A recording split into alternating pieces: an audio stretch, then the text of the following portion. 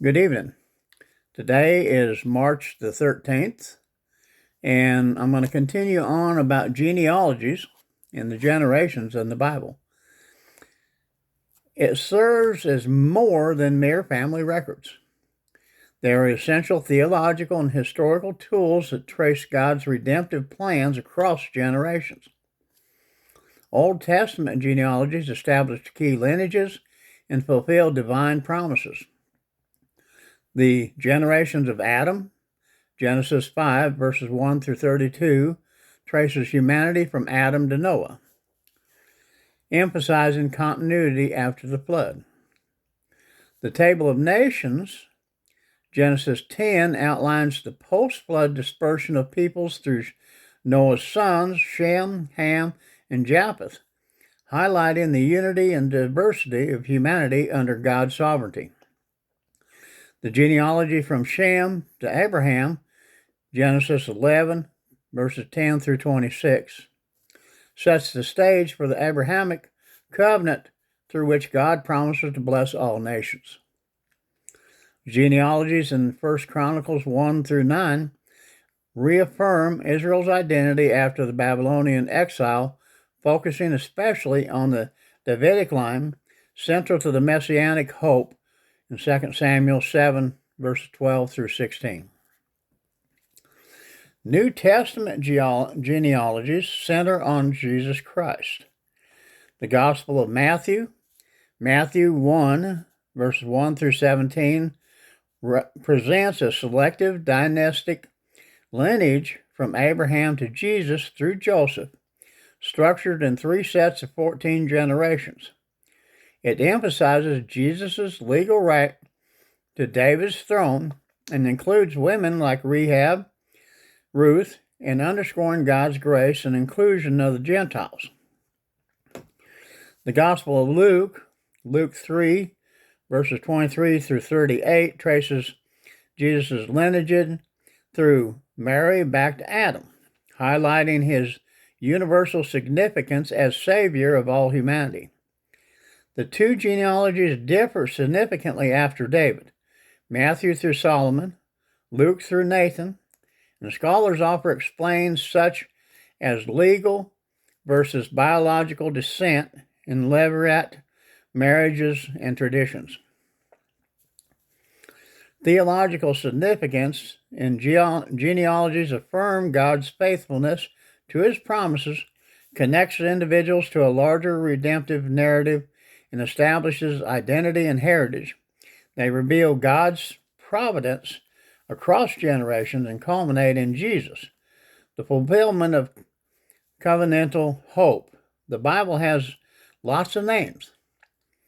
People in ancient Israel placed great importance on who their family's ancestors were.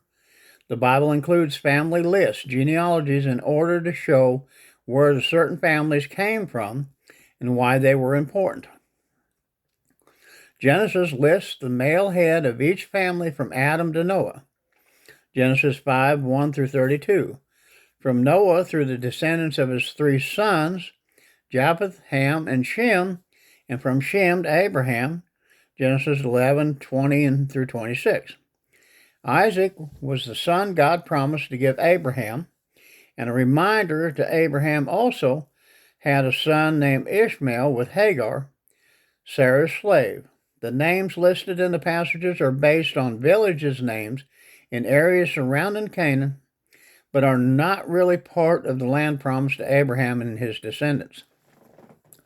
And this is the part that surprised me, because I'd never really thought about this. I always just assumed, as they listed all these genealogies in the Bible, that, it was all related. But many of the names included in the list from Genesis are of tribes and places rather than individuals. For example, if you look at Genesis 10, even so, they show God's purpose work through the historical experiences of groups as well as individuals. The only proper family line for Israel's priests was from Levi in Exodus 6, 16 through 25. The long list of worthy ancestors of Israel's first king Saul is given in 1 Chronicles 1 through 9 and 44. Those who wanted to be priests or kings had to show that they were descended from these families. After the Jews returned from exile in Babylonia, beginning in about 538 BC, family lists were emphasized as a way of proving ethnic and religious purity. Lists from Ezra show which families could serve as priests and temple workers and which were questionable in Ezra 2. Ezra 10 lists those who wanted to remain priests but first had to agree to divorce their foreign wives in Ezra 10, 18 through 44. See, to serve as priests back during that time, the rules were very strict. That's just like David moving the Ark of the Covenant when Uzzah wound up being killed, okay? He had not followed the rules that God had set about the moving of the ark. It was never supposed to be moved on a wagon. It was supposed to be carried by priests that were of the Levitical class and that were cleansed and pure in order to carry it. This goes on about how Israel's future kings were to be descendants of King David. 2 Samuel 7 verse 16, as Isaiah 11, 1 through 5, Psalms 89, 3 and 4. Both of the genealogies of Jesus, Matthew 1 through 17, and Luke 3, 23 through 28, link him with David, although they differ in detail of their lists. Matthew emphasizes Jesus as the fulfillment of God's promise to Israel.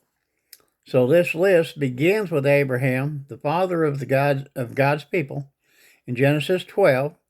Then his list moves through David, Israel's model king, and through leaders of the Jewish people when they return from exile.